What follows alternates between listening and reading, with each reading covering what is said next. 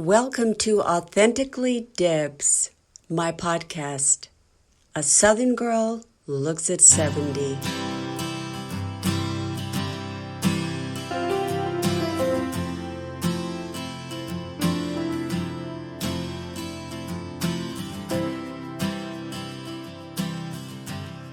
Okay, this episode is going to be devoted to the murder of George Floyd.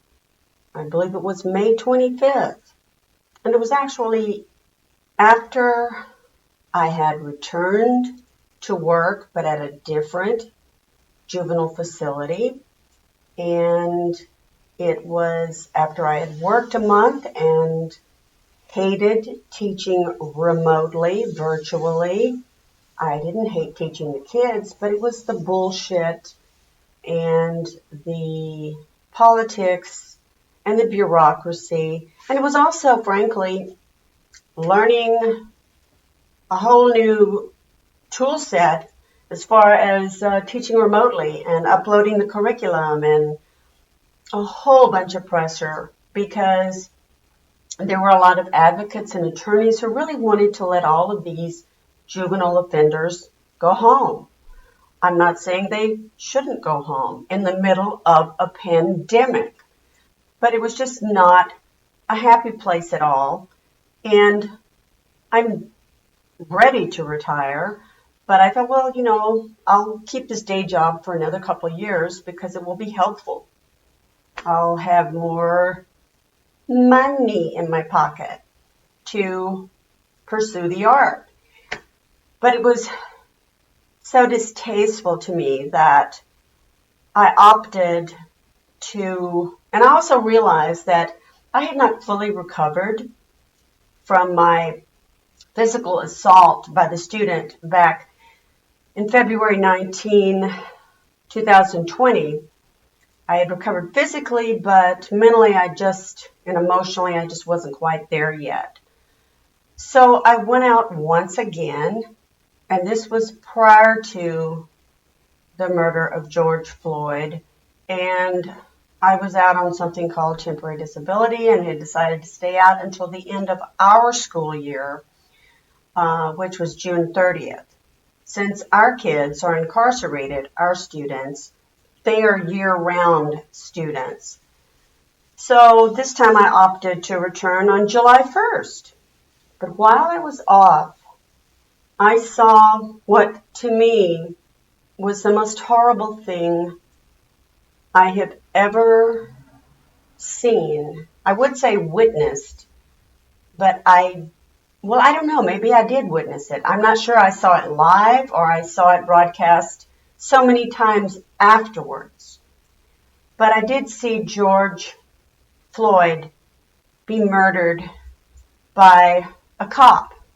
I think it's worth mentioning that George Floyd is African American and that the cop that murdered him is white. He actually, to me, lynched the man, not with a rope, but with his knee on the man's neck. George Floyd was pulled over and stopped for something quite minor. I think he possibly, seems like I read that he had a claustrophobia, but from everything I saw on TV and online, there was really no resistance that he gave. So I really have no idea why he was lying on his stomach next to the car with the lead officer's knee on his neck so that he could not breathe. While at least one of the other officers, I believe there was 4 of them, and I think one was white, a couple were maybe Asian, whatever. I don't even know if that part's relevant, but I know it's relevant that George Floyd was African American and the cop murdered him. So I think 1 or 2 of the other cops had their bodies helping hold down his legs so that he was truly trapped in that position. And we had to wait about almost 10 minutes and watch this man die. and begged for his life, saying, I can't breathe, I can't breathe. And when you say you can't breathe, guess what? You can't breathe. Maybe some cops think that means you can breathe if you can say it.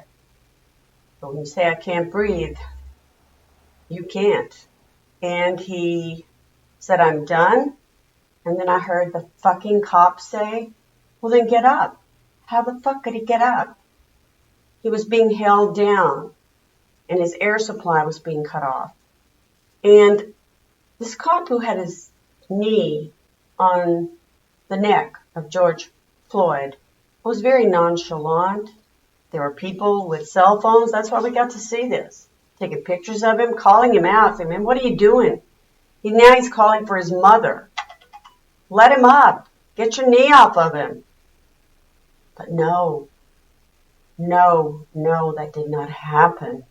Oh my God. And I believe I read, I didn't hear it or see it, that one of the cops that was there said, shouldn't we turn him over? Because he looked like he had lost consciousness. I mean, I'm quite sure he was dead by that point. But no, the guy still didn't do it. I think it was like 8, almost 9 minutes that he had his foot or knee on the man's throat and killed him. And finally the paramedics come. Then they put him on a gurney and he's dead.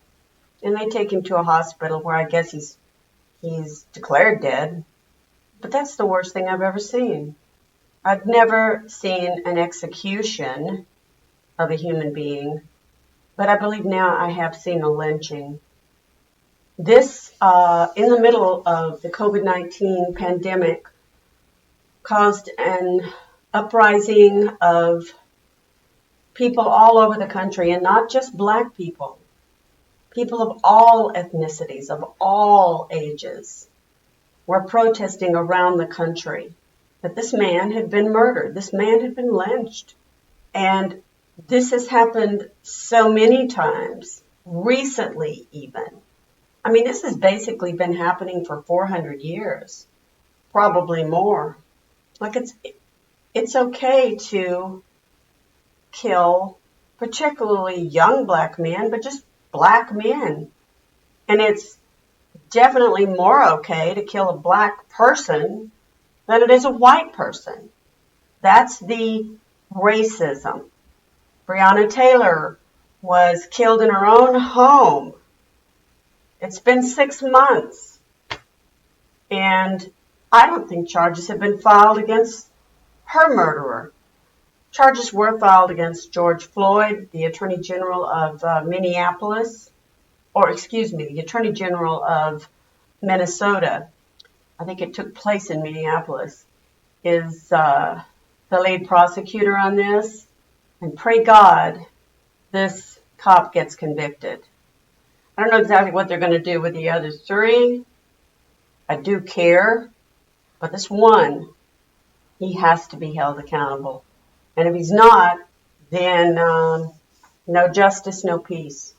A young man was killed, I believe, in Georgia about 3 months ago. He was killed by some southern rednecks just for being black. Anyway, all of this happened while I was off work again. And, I mean, I'm not ethnically black, being that I believe in reincarnation. Maybe I was black in a former lifetime. Maybe I'll be black next time. Maybe the races will all mix, which is my solution to everything. Peace. So this happened, and I am 70 now, which is no excuse not to join the protest. I definitely got involved with it on social media. I did not physically go out and protest. I wish I had. I think they're still protesting the murder of George Floyd. So we'll see how this plays out. And it's very significant how it plays out, because no justice, no peace. And that's an understatement. So I'm really feeling better. I'm realizing that I really want to retire now. I'm making preparations to do that. I'm also working on this podcast, finishing it up. And I'm working on building my own home audio studio for recording audiobooks. And during this pandemic, I'm studying with some people that have given me the opportunity to read for casting directors, because Hollywood and the other major entertainment centers are pretty well shut down right now. They won't be for much longer at all.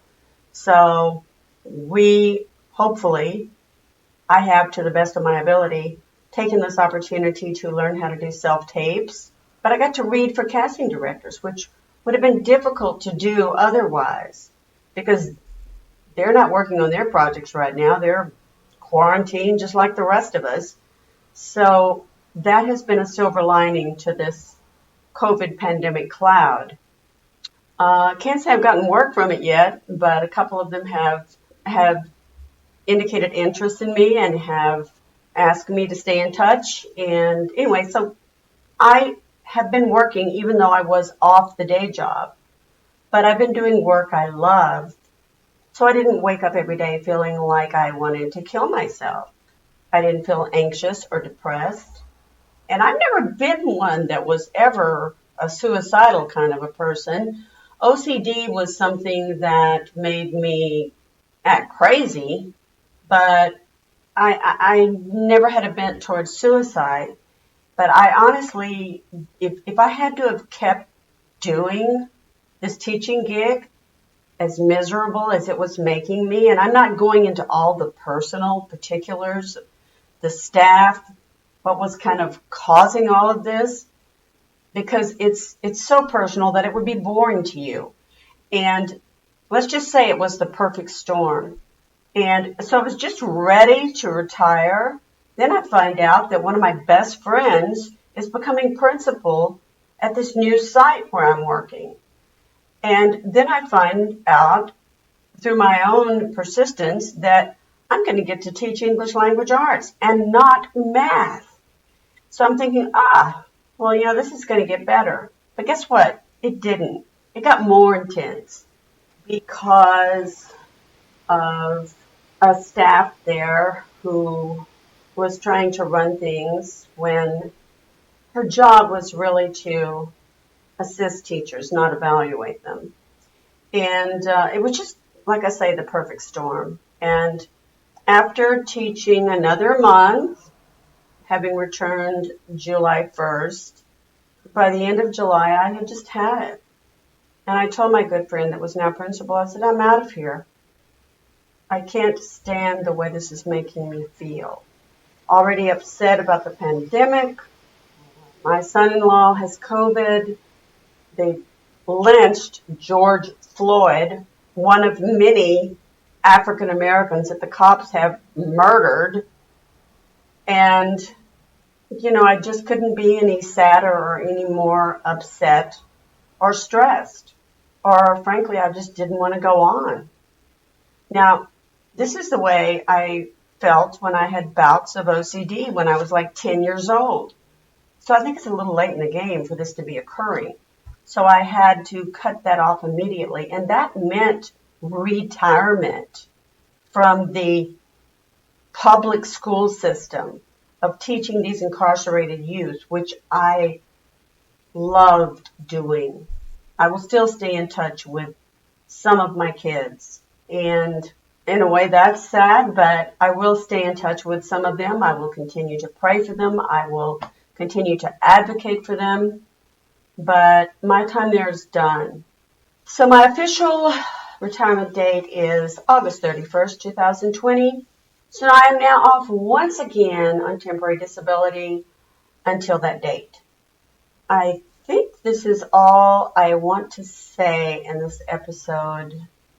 I also, I guess, want to say that this is such a stressful time for all of us, and there's been no national leadership during this pandemic, and we've watched other developed countries really get a handle on this, and the United States, which is supposed to be the greatest country in the world, does not have a handle on it.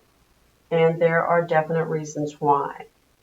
So I'm just going to end this. And actually, I think I'm ending the podcast and my life up to this point. It's about mid-August by saying, wear your mask. Okay? And what I'm going to do in the next, at least episode, maybe a couple of episodes, is go back and mention a couple things that I didn't throughout the telling of my life. And I thank you for listening, and I love you, and I look forward to talking to some of you, to many of you, for many reasons, particularly people who've suffered from mental illness, maybe OCD, or know someone who has, or have a family member, or just want to comment on Authentically Debz. So thanks, guys, and I'll be in touch very soon. Hey, everyone. Thanks for listening to Authentically Debz. And if you like my show, please subscribe, leave a review, and definitely tell a friend.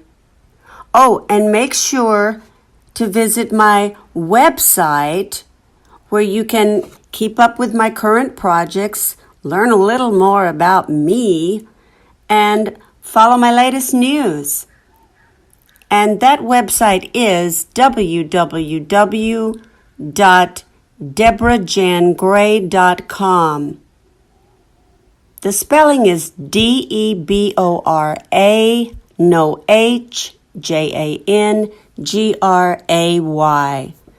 And most importantly, blessings to everyone.